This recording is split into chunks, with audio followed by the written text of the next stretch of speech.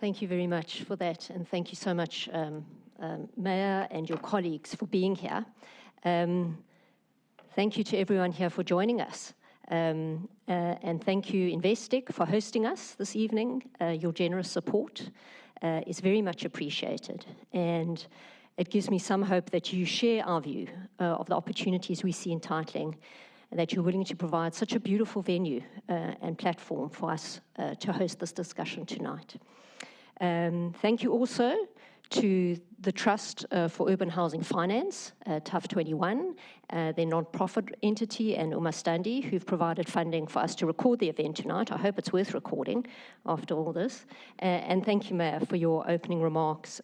We really are blessed to live in this very beautiful city, and we're very blessed to live under your dedicated and competent leadership. And your presence here this evening and the presence of so many of your colleagues is really testimony to the importance that you place on this critical issue and the priority that you've given to enabling economic and social development in neighbourhoods that are too often written off as poorly located vestiges of apartheid spatial planning. And I think that's really critical. There are too many organisations, too many NGOs that talk a lot about apartheid spatial planning and what a disgrace it is that we've perpetuated it. The bottom line is people are living there, and we need to do our best to make sure that all areas of the city are integrated and that all property owners in the city have the same rights. Professor Brian Cantor is very much missed this evening. It's because of him that we are here tonight. It was his suggestion that we hold this discussion in this particular platform as we seek to raise the profile of titling and the challenges that we face and the opportunities that it presents. I've been privileged to know the professor since I was a student many, many years ago, and he's by far the most insightful person I know. And certainly we wish him a speedy and complete recovery. And Shirley, if you can pass that on to him, he's very, very much missed this evening. Thank you also to Jess for all your support and all the work that you've done to put this evening together, and all the work on the project over so many years. Always been a pleasure and an honor to work with you. And thank you also to Lisa and Sona, who are here, and to Junior, who work on the TSC project with us.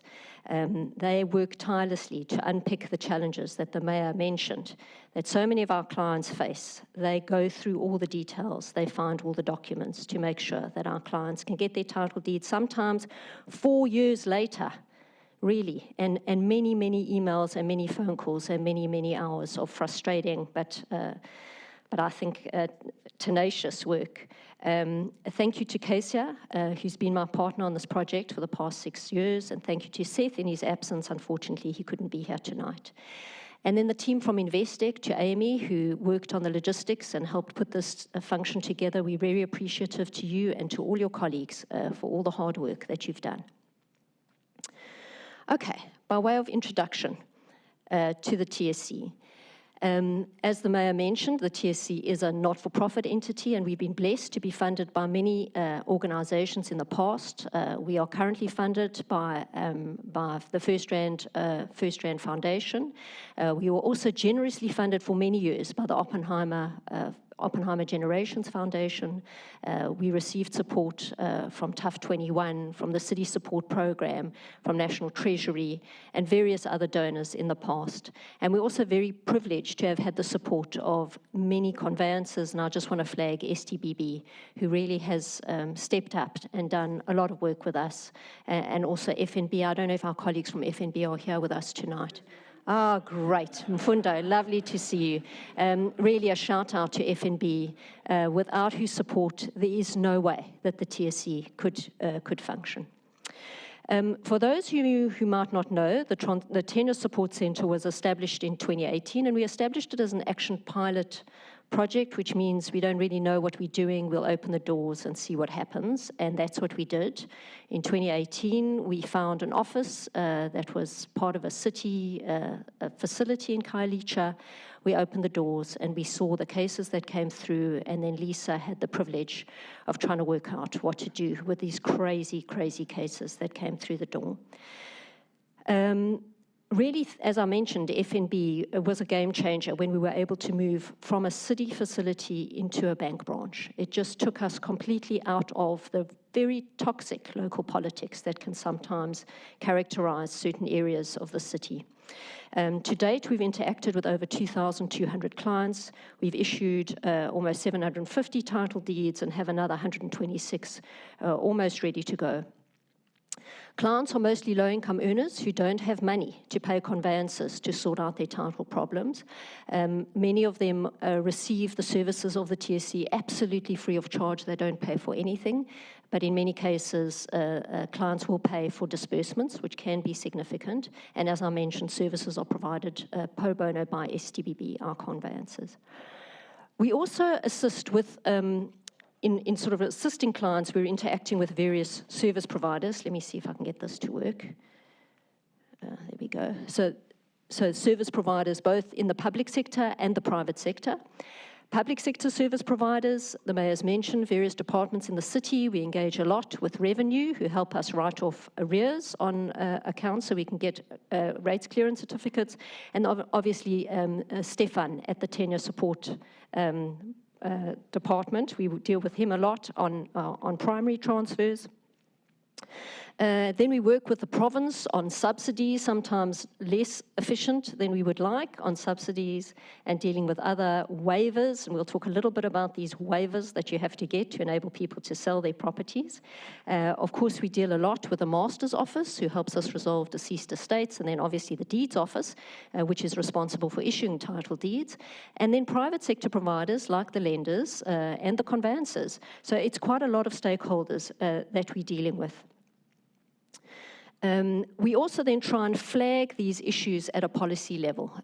So we spend a lot of time presenting to various stakeholders in various government departments about the importance of titling and the sometimes unintended consequences of some of their particularly stupid policies that negatively impact on poor people and their ability to secure tenure. So we spend a lot of time doing that, a lot of time talking to other officials in various municipalities and provinces around the country, where we're trying to raise these kind of what we call systemic issues at a senior level. We also are the technical support providers on the Operation Vulindlela titling project in the Office of the Presidency. And we like to think that the project is in the Office of the Presidency because of the work of the TSC. I think many people in the room are aware of titling. I'm not sure, this is a colleague of mine, Aidan, showed me this, a recent book from Bruce Whitfield called One Thing, and this is Michael Jordan's chapter, and he prefaces it talking about the importance of land and the importance of reviving dead capital in his pages. He discusses this, and interestingly enough, he speaks a lot about informal settlements, and he speaks a lot about tribal land, but he doesn't mention the issue of tenure in urban formal areas. It kind of feels like it's off the radar for a lot of people. And really, I think it's worthwhile just stressing again, why do title deeds matter? And the Mayor gave us some comments on this, which we want to just reinforce. Obviously, for households, it's about security of tenure. It's about enabling households to have a leverageable asset, in other words, that they can borrow against. It's about building household wealth, and it's about economic inclusion for the citizens. For the city, it's also critical. The city needs a title deed to deliver services, because the title deed is the mechanism through which the city understands who owns the property and who the entity is that they need to issue the bill to. And through that, their ability to raise revenue against the services they deliver. It also enables them to govern. If you come to the city and want to apply to demolish your unit to build rental units, you need to prove to the city that you own the unit you're about to demolish. So really critical for governance. And we call that administrative visibility. The city needs to know who lives in what properties in order to fulfill the functions that it needs to fulfill. And then, of course, bankability. Without the mortgage, the banking sector, the financial sector cannot participate. Maybe it's worthwhile, let me just mention that, of course, it's not only title deeds that do this. We could have a digital equivalent, and we're hoping to see a digital equivalent one day. And it's also not to say that if we have a title deed, it's sufficient for all these benefits to flow. It's a necessary, but not necessarily sufficient condition. Of course, sometimes helpful to think about the opposite. Imagine what things are like when you don't have a title deed. And this imagining process, I think, allows one to picture what is actually going on in low-income areas in South Africa. Tenure secured by social and very antisocial mechanisms. So if you can't rely on the state to enforce your property rights, who do you rely on? There's increased contestation about property ownership, and so when property prices do rise, then there's a real incentive for people to contest, and who's going to resolve that dispute? Of course, when you don't have proof that you own the property, what incentive is there for you to invest further? Likewise, I've mentioned for the city a very, very limited ability to govern, limited ability to collect revenue, and for the financial sector, no ability to provide mortgage finance. How does a bank grant a mortgage when they don't know that if they need to repossess, that right will be secured? If there's a competing authority that's basically determining who has the right to repossess, how can the banks operate in such areas? Likewise, how can they grant the mortgage in the first place if they don't really know who owns the property? And interestingly enough, so you would have to be a very brave lender to grant a mortgage in such an area. At the same time, in South Africa, you would have to be a very brave lender not to grant a mortgage in such areas, because otherwise you stand the risk of being accused of being a racist. And that's what we heard from our minister 2 months ago, the National Minister of Human Settlements, who spoke a lot about the Home Loan and Mortgage Disclosure Act and how important it is to check that banks aren't persisting in racist lending patterns. I think what she's forgotten is that there are two entities that the bank has to be sure of when you grant a mortgage. It's not just the borrower, it's also the property.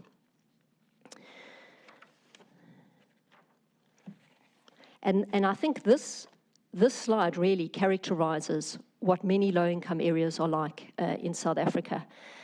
When we look at how big the problem is in 2019, we did some analysis just based on data that we could access. And this was just looking at an area where our TSC office was first located, 5,500 properties. We could see that 45% of them, just over 45% of them, had some kind of title deed issue. A third of properties were owned by people who are dead. That's not going to be helpful. We don't know who inherits those properties. Then we had some occupancy survey data, an occupancy survey that was done by the city in 2014. There were very many properties that had been transacted informally or off register. And then there were properties that had never been transferred, at the time around 800 or so properties. And we worked with Stefan and his team to transfer, and I think we're up to about 530 of those transfers on that original 800 batch. So it's significant. It's not just a few properties here and there. The informal system is well entrenched and quite difficult to operate in some low-income areas. If we try and quantify this nationally, quite difficult to do, but I think we can start with a few pointers. We know that government has built or transferred around 4 million houses to poor households as part of their subsidy program. At the same time, according to CAF, the Centre for Affordable Housing Finance, there are around 6.7 million properties on the deeds registry in South Africa. CAF can find around 2 million of those subsidy properties in the deeds registry. Of course, in the deeds registry, we've got a problem. As I've mentioned, many of those properties that have been issued with title deeds, those title deeds are now compromised. So it's not just the backlog, it's also the title deeds that are compromised. And of course, we've got a whole lot of missing properties that never made their way onto the deeds registry at all. And we estimate that backlog is about 1 million. It still leaves 1 million or so houses that are not there, possibly in tribal areas or possibly maybe, I don't know, never built. It's hard to tell. But the bottom line is this is a significant, significant problem. We've got about 1.6 million properties. If we just estimate that around, if we've got 2 million or so properties, if we think, let's say 600,000 of them, conservative estimate, have got some kind of compromised title deed. So of those 2 million properties that are in the deeds office, around 600,000 with compromised title deeds, plus another million of the title deed backlog, we've got around 1.6 million formal properties in formally demarcated areas in South Africa with compromised or no title deeds at all. Just by way of comparison, you can't see it, it's a crib note for me, about 840,000 households in South Africa, according to the census, live in informal settlements. Isn't that interesting? And that's what we talk a lot about, the households living in informal settlements, but actually it looks like it's about double the households who don't have title deeds. So it's a very, very significant problem. And if we wanted to put some numbers to this and generously estimate the value of each property at around 200,000 Rand, we've got about 320 billion Rands worth of dead capital. It's roughly 5% of GDP sitting in low-income areas. So if we can sort that out, that's an enormous, enormous opportunity to level up low-income areas. And it's very targeted, this intervention, because it's precisely in those areas where we need to see investment. All right, so let's start with those problems. The properties on the deeds registry with compromised title, and I suppose the question is why? Why they originally had title deeds, why are they now compromised? And I think the simple answer is that we have a very unaffordable and inaccessible transfer system in South Africa. So just by way of example, if we took a house that's transacting at 220,000 Rand, the formal system, various costs that you have to pay a conveyancer and the deeds office. So for a plain vanilla transfer, nothing out of the ordinary here, don't need to come to the TSC, everything is intact. We're looking at transfer fees of about 9,500 Rand, then we've got some postages and petties, we've got rates clearance certificates, fees for submitting transfer duties, FICA identification, and then of course deeds office registration fees and search fees, and by the end of it, we're looking at a fee for the buyer of around 12,820 Rand. On tariff, I'm sure you could negotiate a better rate, but that's for a relatively poor household who needs to buy an affordable property. Some of the complications, the seller might be dead. We'll see in this case, because it's a small estate, the property value is under 250,000 Rand. There are no implications for the buyer. For the seller, there are also costs. If the seller is dead, there are implications, for the buyer who has to pay another 4,000 Rand or so to the lawyers. So we're looking at up to around 17,000 Rand for a buyer. And as I say, of course, you could negotiate to get a better rate. For the seller, rates on arrears, so rates in arrears can be significant. I don't think we see many clients who come to us who are up to date on their rates. Am I right, Lisa? No. So there has to be some negotiation with the city. They have to settle those arrears before the transfer can go through and they can get the rates clearance certificate. I mentioned if the seller is dead, there are no costs here because it's a small estate, so there are no costs for the seller. But if you are a seller of a subsidy property and you're in those 8 years, you're going to have to pay the conveyancer quite a fee, and you're going to have to pay the deeds office quite a fee to get a waiver. What is a waiver? A waiver is a piece of paper from the province to say it's okay for you to sell your house. That's what the waiver is. And sometimes the official who gets the waiver application says, no, it's not okay for you to sell the house. Well, what do you think the person does who wants to sell their house? They just abandon the formal system and sell the house. There's a very, very good informal system that's widely used. So the waiver is one of our particular bugbears, but it's there because of something called Section 10 of the Housing Act, which prevents people from selling their houses for 8 years after acquisition.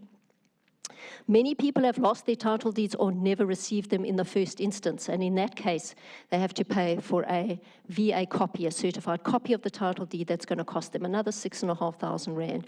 And then often there are clients who have errors on their title deeds that need to be corrected, and so a seller could have to pay 19,000 Rand or so to go the formal system, and of course the alternative, a very affordable, very accessible informal system, which is free.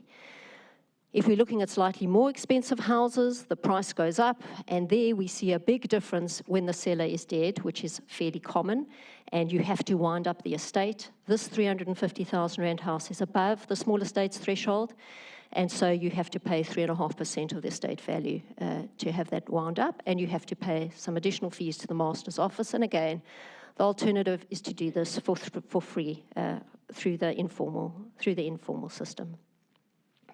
Okay, so let's move on. That's the one problem. That's just the title deeds that are the properties on the deeds registry with compromised title deeds.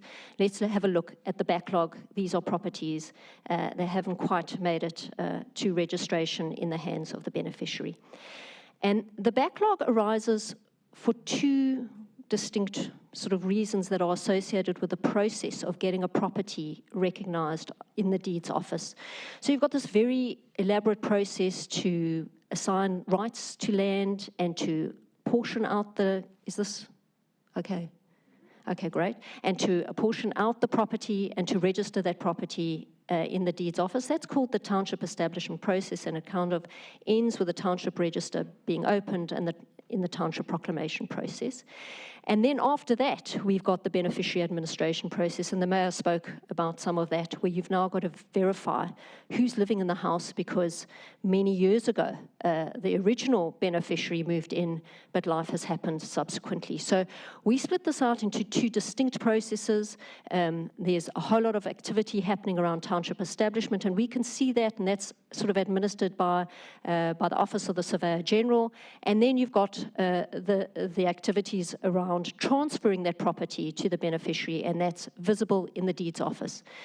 And that's the beneficiary administration process. So if we talk about the title deed backlog, we've kind of called backlog 1 the beneficiary administration backlog, and that's because the way you solve this problem is from the end of the process working backwards. That's what Jermaine Abrams, our town planner who works with us, always says. You start at the end and you work backwards when you're solving this. So that's our backlog 1. The property's in the deeds office, it's there, we can see it, it's owned by the municipality. We just need to transfer that to the rightful owner. But it's a hell of a lot simpler than backlog 2, where we've got one or other problem that happened in township establishment. Maybe someone forgot to pave 500 meters of road, or no one signed off on the conditions of establishment. And Pete, our colleague here, who you can talk to with a drink in your hand, I suggest you have a drink in your hand when you talk to Pete. He works with the municipalities, the metros, on some of these issues. And they are very, very complex to solve and will take many, many years. So how big is the problem? Well, we've quantified this, and my colleague Aviva has worked very hard to do this. We take data, we start with the Surveyor General, all the approved general plans. We then go and look how many of those have got properties on them using the Google Footprints, building footprints data. Then we try and find those properties in the deeds office, and we then overlay Stats SA data so we can see which municipality they're in. And our estimate for the title deed backlog in South Africa actually comes out very closely to the National Department of Human Settlements estimate, which was very surprising, actually. I was always sure that they were completely overstating this, and then I must say I was very disappointed to be proven wrong. Sometimes I'm delighted to be wrong. In this case, I was very upset to be wrong, because it is around 1 million properties, which is huge, huge. And the majority, around 850,000 of those properties, are what we call backlog 2. Those are the ones that are very hard to solve. And around 200,000 of them are backlog 1. And I say they're easier to solve, but don't for a minute think it's easy to solve. If we look at this at a metro view, and we're still finalizing our numbers with the City of Cape Town, I think the deeds office data, anyone worked with the deeds office data knows, and we certainly work with many data sets from many countries in many different sectors, and hands down, deeds office data in South Africa is the worst data set to work with, which is quite incredible. But remember, it doesn't matter what's in the data, because ours is a system of deeds. You need the physical piece of paper, so they don't care that their data is an absolute, I was going to say something, but I'll just call it a horror show. Anyway, so we're still working with the City of Cape Town to validate our numbers with them. We get around 21,000 that are backlog 1, in other words, beneficiary administration processes can continue, and around another 48,000 or so that are in areas where we've got some kind of proclamation or township establishment issue. And actually in Cape Town, when you look at the numbers by general plan number, you see they kind of scattered, a lot of them are scattered all over the place. There are some that are very concentrated. And we're working with the GIS team in Cape Town just to try and figure out, oh, have we missed something? Is there something that we need to refine? But it's quite interesting to look at the data. You can see very significant numbers in Gauteng, and I should have mentioned on the previous slide, a quarter of the 1 million title deed backlog actually in Gauteng. So it's a significant challenge.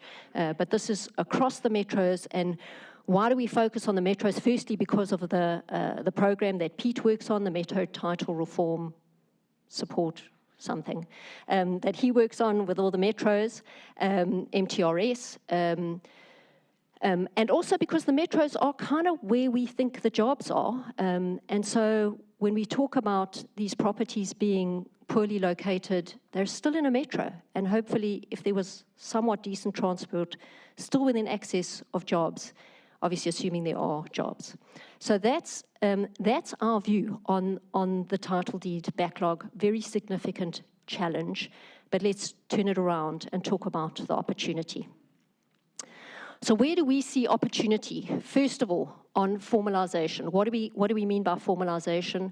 It's the hard work of bringing those off-register properties back onto the register. So these properties have got a title deed, it's just not in the name of the right person. And I can think back to experiences where I've had walking around low-income areas asking people if they've got a title deed, and they show me the title deed, and then I say, is this your name?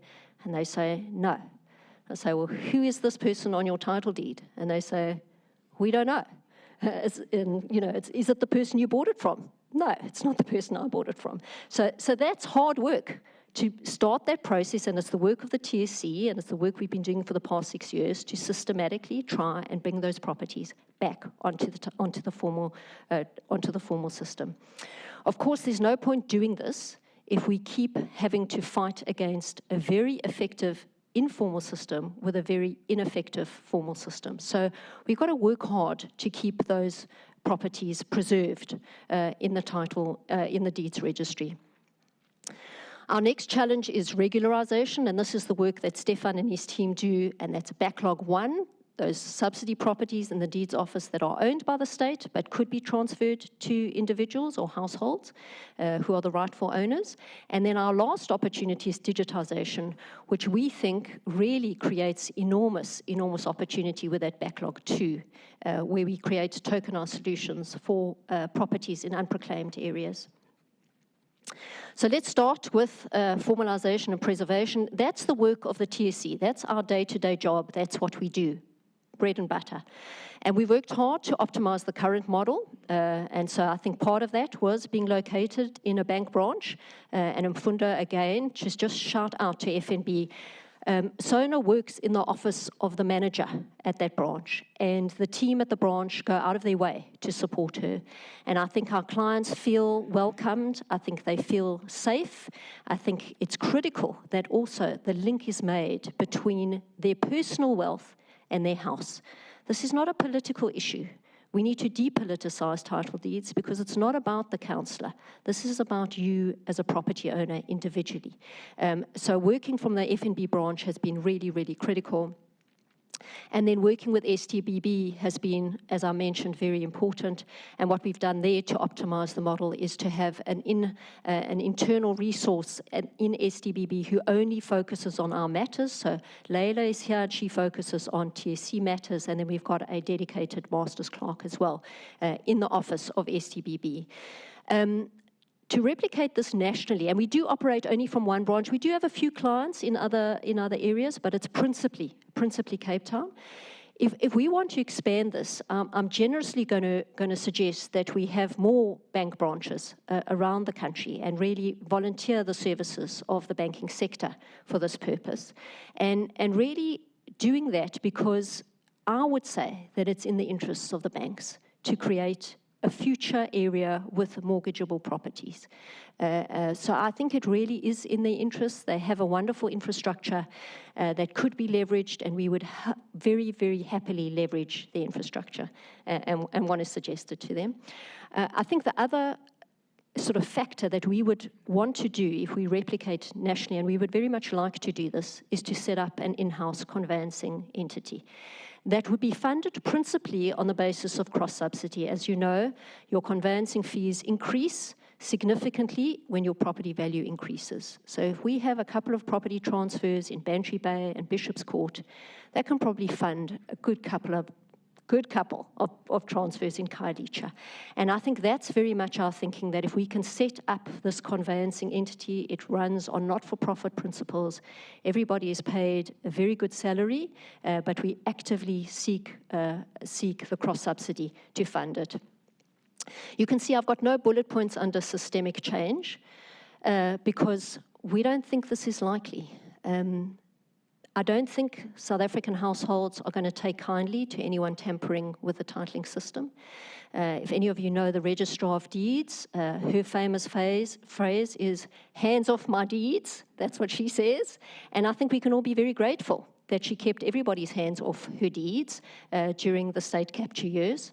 And I think it's going to take a lot of work to change the system and to bring it in line with the fourth industrial revolution. For the time being, it's paper-based, and it will probably stay paper-based for many, many years. And so we're not banking on any systemic change in this model. Let's work with what we've got, put our heads down and do the job. Okay, on regularization, backlog 1, our suggestion and our opportunity there is to pick the low-hanging fruit really, really quickly.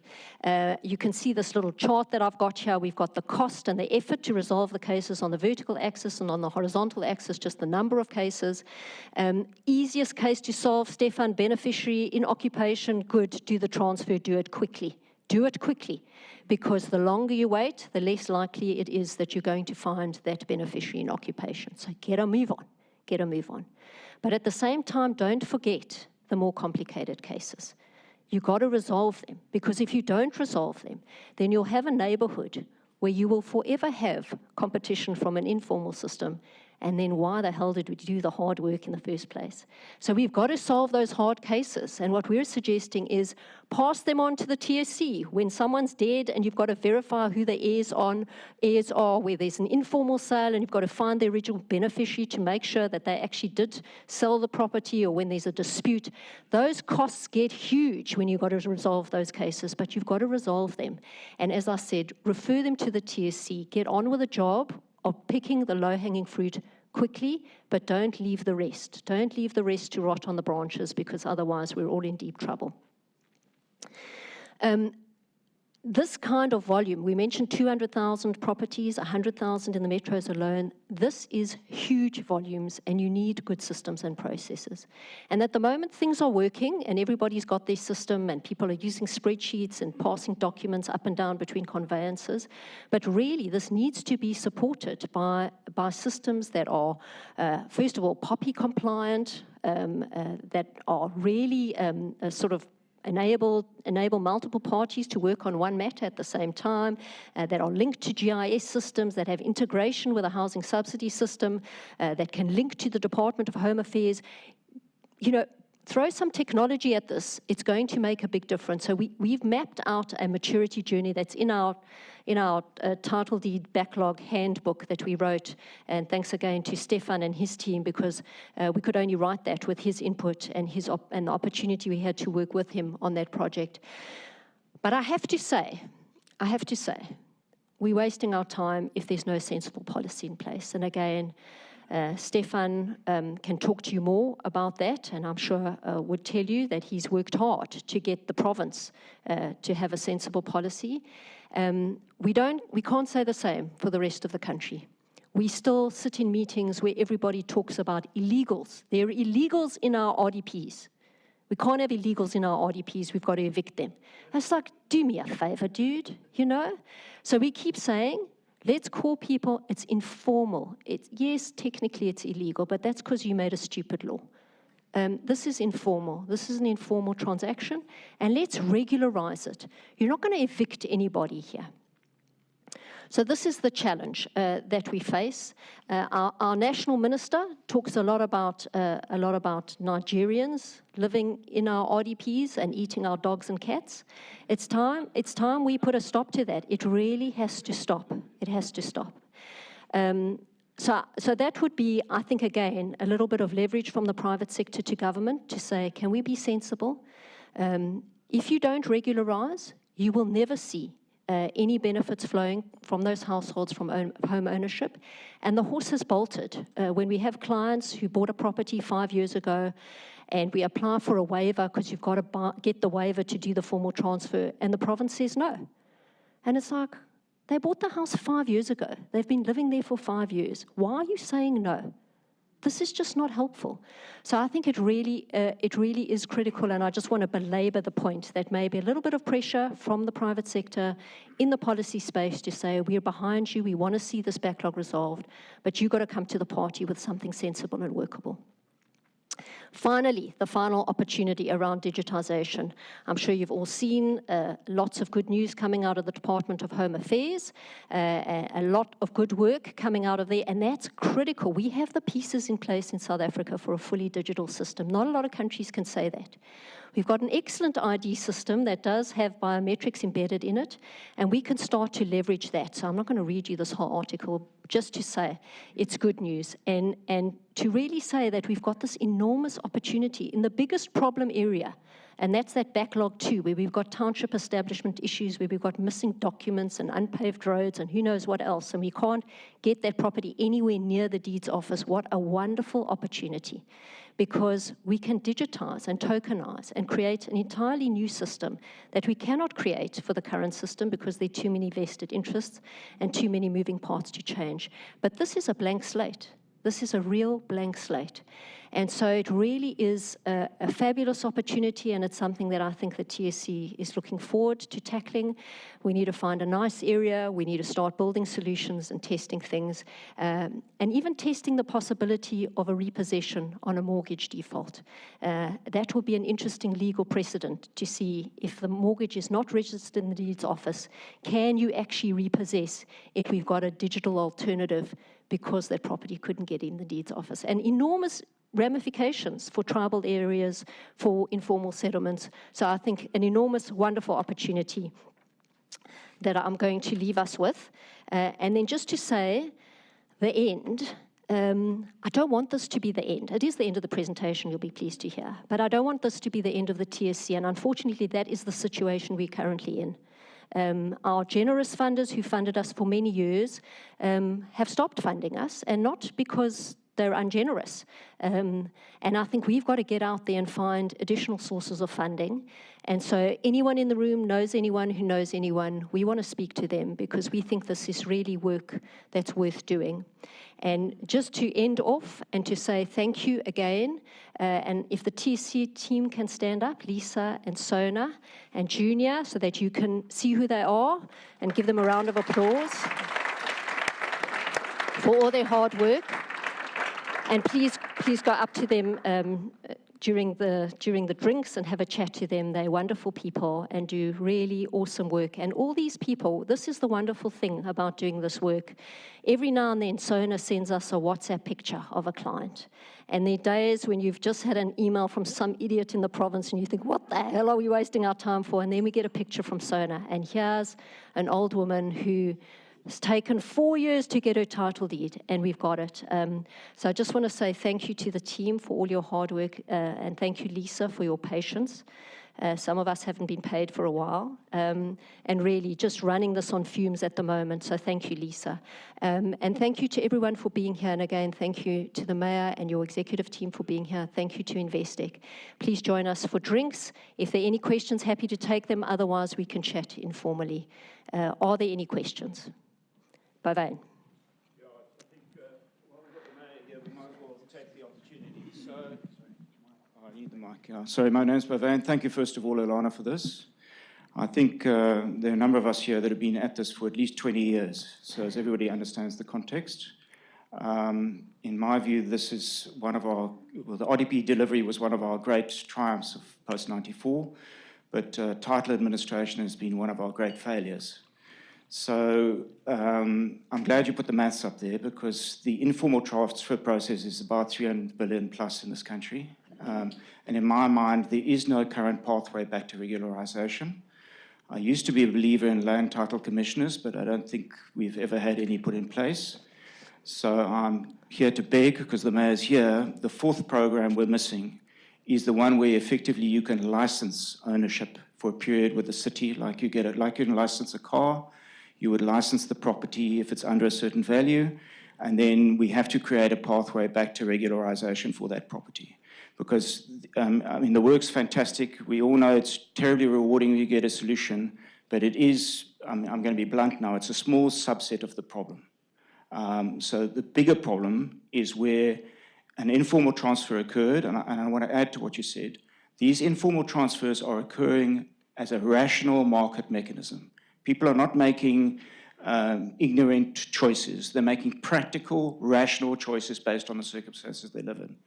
So for me, if we can develop as a pioneer in this town a licensing program, I know it's not, the policy frameworks are not fully in place, but we have to start with somewhere, because we have a million properties at a minimum that are informally transferred in cities, forget about communal land in rural areas, that at the moment have no pathway back to formal title and have never had a pathway back to formal title since '94. So that would be my plea. And thank you again for everything that's been done here. Okay. Thank you.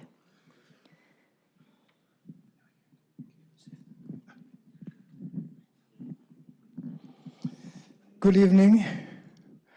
The name is Tem Manoli Chungu from the Free Market Foundation, which is a public policy institute that focuses primarily on economic issues and other issues that are peripheral to that.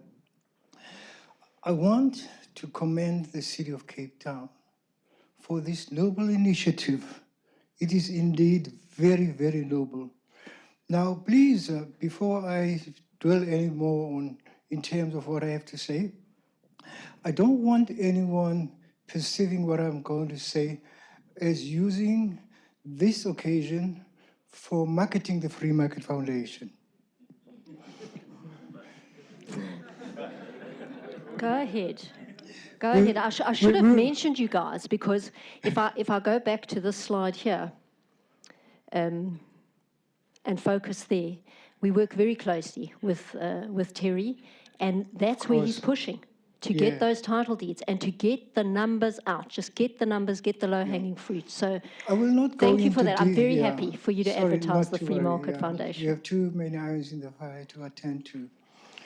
I just want to reinforce some of the things that have come to the fore from you in the context of the property titling project, which is, again, I want to emphasize this, a noble cause. We've been around implementing this project that we know as Kayalam, May Taster, My Home. You know, that is the property titling project that we have been implementing for over 25 years. We were inspired by the work of Hernando de Soto in his book, The Mystery of Capital, in which he says that property that is not legally titled is dead capital. It has no economic significance whatsoever. But when it is legally titled, it becomes live capital. It becomes an economic asset. And hence, when we address beneficiaries of title deeds that we have been involved in making it possible that it reaches them, we are reminded of, inspired by the words of Mandela. Mandela had said, and I quote him, this is in his book, "A man is not a man until he has a house of his own." Now, that statement might be perceived as being sexist and that Mandela was not really caring about women owning property whatsoever. But let's just remind ourselves that he was coming from that perspective, traditional perspective, where the man's responsibility is to protect the family. It is to provide for the family. That's where that comes from. So Mandela must be dancing in his grave right now on hearing all these beautiful, beautiful words that emanate from the City of Cape Town in terms of the project that it is pursuing. Now, when we give handover title deeds, it is always in the context of a formal event that takes place. And you have the recipients, and you have the contributors, sponsors, and you have the municipality that we may have been collaborating with. It becomes such a weepy, very weepy event. I know that with our pilot project in Tumahole in the Free State, there was a 95-year-old lady, and she was in tears, and she said, "No, this is mine. I can now decide who to hand it over to." And we all reached for our handkerchiefs. That situation has repeated itself because we have our tentacles of this project spread throughout the country. There was one case where this was in Grabouw. It was, I think, the recipients or beneficiaries were something in the total of maybe 200 people. Again, it was a weepy event. There were 3 ladies that came forward to me, and one of them was in tears. And she said, the friend said to me, "Temba, she wants to say something." And I was listening. She was in tears. She said, "I wish my husband was here. He died last week. I wish he was here to celebrate with me." It was difficult to respond to that, but I did my best. And I said, think about this, that she is looking at you from wherever he is. And she said, "Oh, that makes me feel better." Now, this project is the single most important thing that can be done by the government at national level, provincial level, and at municipal local government level. It is the single most important thing that should be pursued. And you should have all the support, meaning the city, that this project desires. I want to mention something. When you have a title deed, the logic of that to your house, the logic of that is that you take a second look at your house. You want to make improvements to the house. Nobody tells you to do that. It is something that's intrinsic in the principle, the logic of private property ownership. And when you have, last word, when you have a title deed, and this everybody understands, and we make them understand and appreciate this, you become part of the national economy. So, to use a Marxist socialist lexicon, from being a have-not, you become a have. It's very important. Somebody in Danone, somebody in any of the areas where you have been operating, becomes a national asset by virtue of ownership of the property. This is the most important thing. It is the most important thing. Now, how are we able to do this? Sorry, 1 minute, I promise you. Originally, and this has been our modus operandi, we would go to, originally we went to conveyancing firms and we said to them, "Here is this wonderful project," and so on. And we talked about the 1913 Natives Land Act that had economically emasculated black people in this country. And then we say to them, look, once they've bought into that in principle, we'll say, please come in at a very reduced conveyancing fee. And they did. And they charged for that project, the conveyancing process, something less than 1/6 of the standard conveyancing fee. So we had those wonderful people, and some coming on board on that basis as individuals. And we went to the private sector. We sold the idea to them, and they came on board, which is why we have titled more than 12,000 units to date. So this is a project that runs parallel to the initiative of the City of Cape Town, and thanks to you for prioritizing this. Thank you very much. Thank you. All right, I think we can move ahead to drinks, and looking forward to meeting you and talking to you. Thank you so much for being here. Thank you.